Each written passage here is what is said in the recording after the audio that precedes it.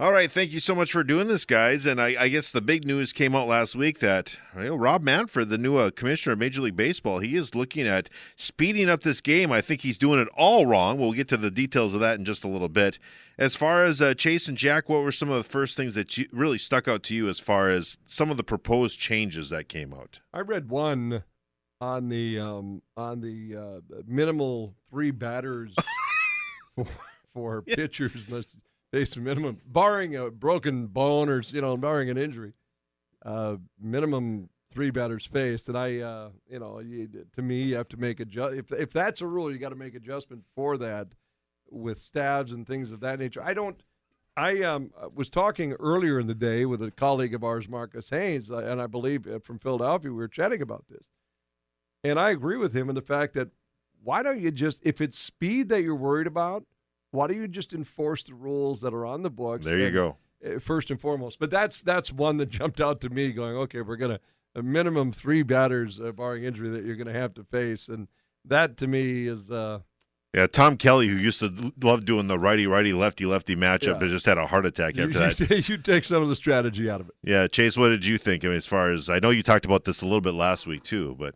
Well, the one thing I would say is if you really want to take something from the Alliance Football League or something is, if you're going to do a minute of commercials or a minute and a half commercials, do a split screen, because we know a lot of it's based on television rights where that's consistently made the game maybe slower and slower in between innings, where if you're going to have 90 seconds, you might say to run off the field or run onto the field, and that's what you get. Well, then split screen it, and if you have to force 2 minutes of action, you might only miss one pitch. You might only miss a guy coming up. So maybe get back to the batter a little bit quicker.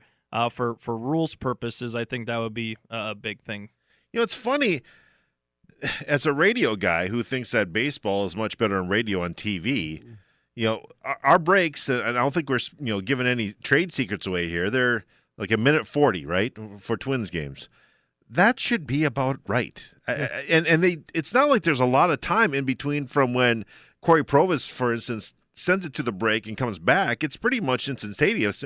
If anything, it bothers me in the fact that they don't even have time to give the score right away coming out of the break. Right. So I think they have so many solutions here, and they're trying to find problems with something that they don't really need. I mean, I think for me, I don't know how you guys feel about this. I've always thought that if you have the strike zone big, where the most boring play in baseball to me is the walk, and it leads to the second most boring play, maybe the more boring play, but one has to happen before the other, is throwing it over to first base to keep the runner on first base.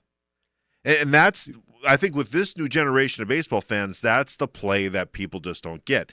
Where if a batter either swings and misses, goes down swinging, or has to sit down because he won't swing, or if he hits the ball and it goes into play, whether it's a pop-up or a grounder, or whether it's a base hit or a home run, that's what people want, is the ball to be put into play. And if you make the strike zone big enough so it's either going to be you sit down or go put the ball in play, then I think that's will help the pace of the game. We flirted around, which is funny because I'm in a nerdy computer baseball league that we've been doing for 25 years maybe now, and it's funny because we wrote the software up. You get 7 pickoffs for a game, but if you try to pick them off 3 times in a row and you don't pick off the runner, this is a computer we're talking about, you have to walk the batter.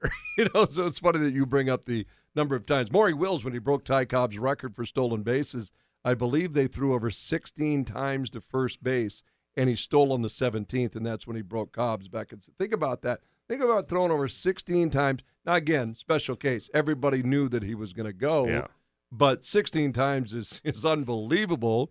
They've talked God bless Maury, but that's painful. And painful literally, because every time he come back, that tag kept getting applied even harder and harder and harder. But they talk about 20-second pitch clock too. No, ick. I mean, I just don't. Again, I like the idea. Get the strike zone where it should be. Enforce the strike zone where it should be. No, make it bigger. Well, yeah. Well, that's more enlarge it as it should be. Yeah. I mean that's but an umpire should be able to say get in the box.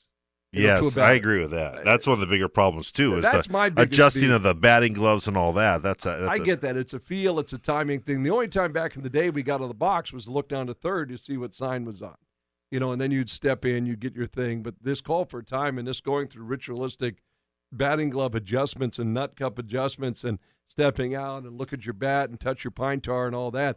That, to me, takes more time than anything. So I guess if you want to speed some process up, it would be batter, get in the box.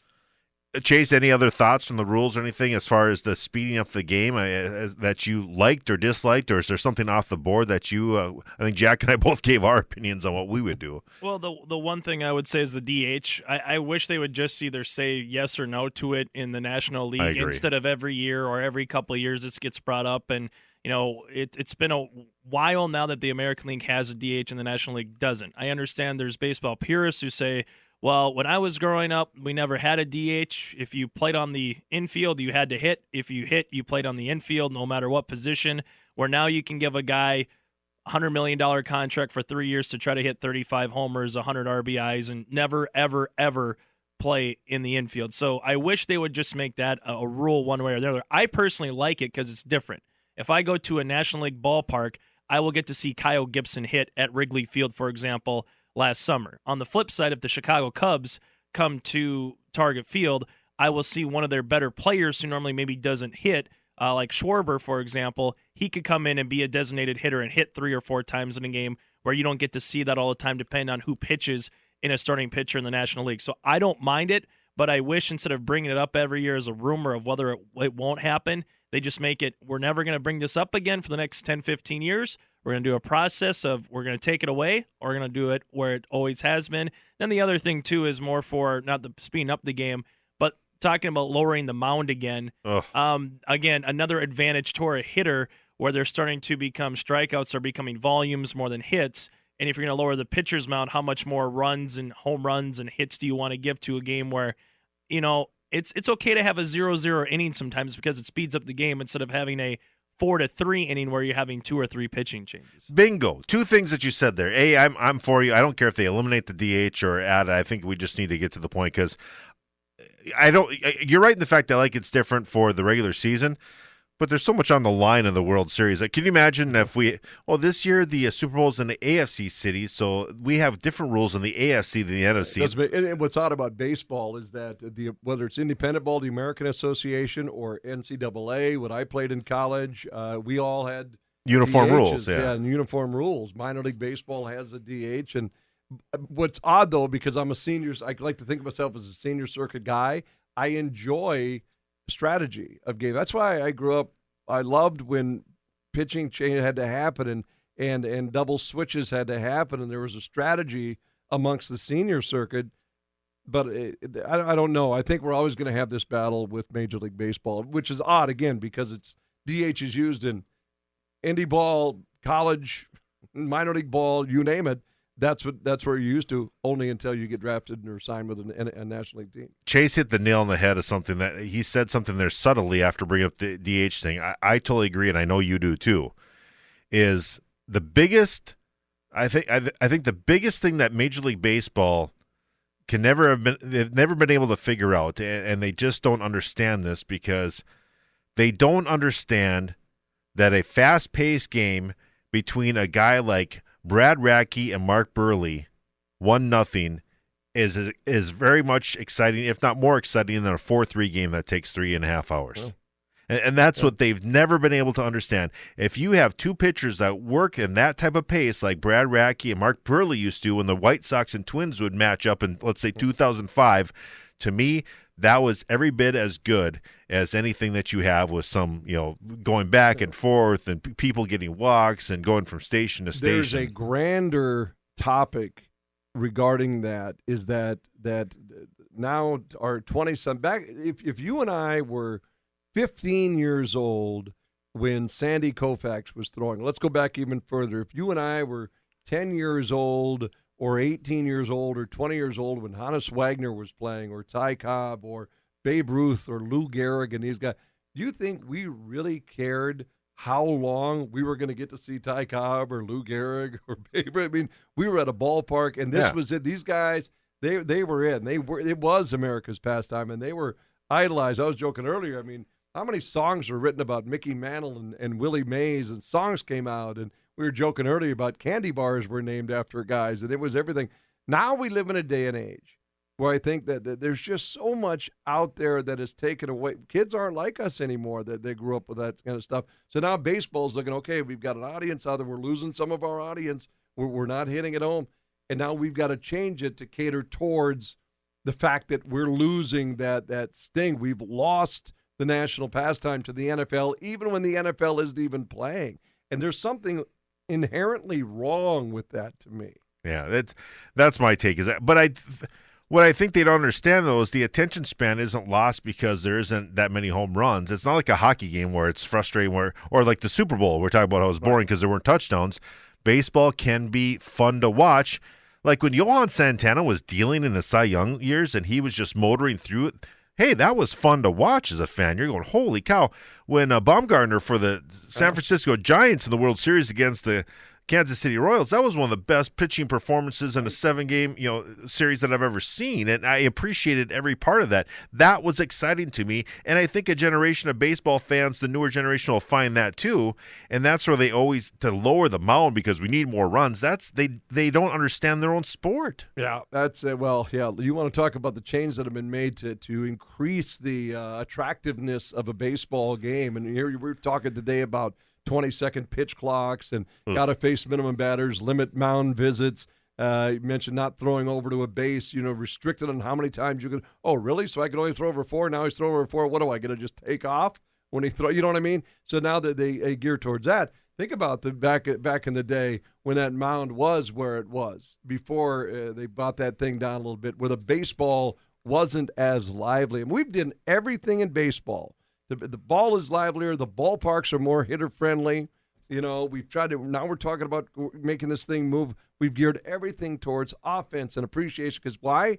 I feel we have to because we want you to like it. Chicks dig the long ball. It's the worst. Again, everything I just mentioned, I think I'm totally against. God forbid we have a robot calling balls and strikes, but I'm against all that. But I'm a baseball fan. Well, I'm against a clock of any because Bucky Burgo, got that in my head early. He said the most beautiful thing about baseball is there's no clock, and I don't. Do you feel the same way, Chase? I mean, you're younger than us. I just like the fact that we don't have to worry about. We're at the 2-minute warning. That's the great thing about baseball. Yeah. The one thing that baseball it hurts on is that if you're gonna hit a foul ball, and I'm gonna go out and adjust myself as a hitter, or if I'm the pitcher and I'm gonna go get some more. Powder with the rosin bag, it might take 45 seconds, especially if you look inside and you don't like the call that you get from a catcher, so you call time. It might take 60 seconds for an action that takes 2 seconds of play. Yeah. And if you get another foul ball or nothing happens, now later in the game, that's the suspense, right? If it's 7th inning, 8th inning, it's a 1-run game. You got runners at first and third with 2 outs, and you got your best hitter going up against the best relief pitcher. That's intense. But in the first inning, I'm sorry, I can go do laundry, I can go mow my lawn, I can go take a nap, I can do a lot of things, and some people will say that about basketball. Just watch the last 2 minutes of a basketball game, you don't miss anything. Well, and my last thing for baseball is they're missing athletes. The Kyler Murray situation that came down today, he was drafted by Oakland, but now he made the announcement that he's going to the National Football League.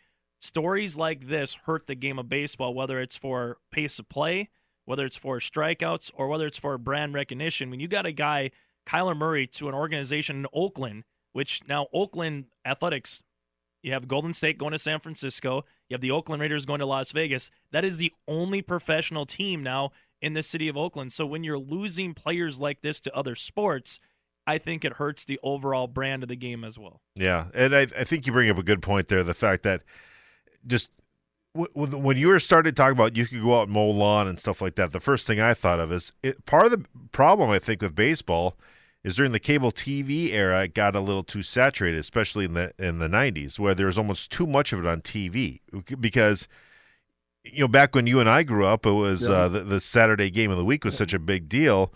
Tony Kubek and Kurt Gowdy and whoever else that was doing it, yeah. But the time between pitches really doesn't seem to matter to me. When, I imagine myself, if it ever stops snowing, I got to clean up this garage for Natalie's graduation. Yep. And I will time it. I will plan my whole weekend around when the Twins are on to do it because it passes the time, and I don't care how much you have the batter stepping out and adjusting his gloves because it's not a made-for-TV sport. I do believe that there will always be stars. The minute you Correct. think like There'll always be a Mike Trout and right, a Bryce the minute Harper. you think that, geez, I don't know if there's going to be another Trout coming around. There will be. There will always be that next up and comer. Buxton hasn't taken off yet either. He might. There's always going to be star. Harry Carey came on my program in '90 during the baseball strike in the mid '90s, and I was joking about with him. What are you doing now, Harry? Now that baseball's on strike, and he jokingly said, "I'm watching the OJ trial." I thought that's odd. But one of the questions I asked him, I said, "Does it concern you with baseball going through its labor issues here, where eventually strike happens?" And he said, "Not at all. It'll always come back. Yeah. They cannot ruin it. They can't ruin baseball." Now, I don't know if we've reached a point now, some 20-plus years later, where we physically can ruin baseball, maybe. But I remember Harry always telling me, he goes, "No, they will never ruin baseball. It'll always come back."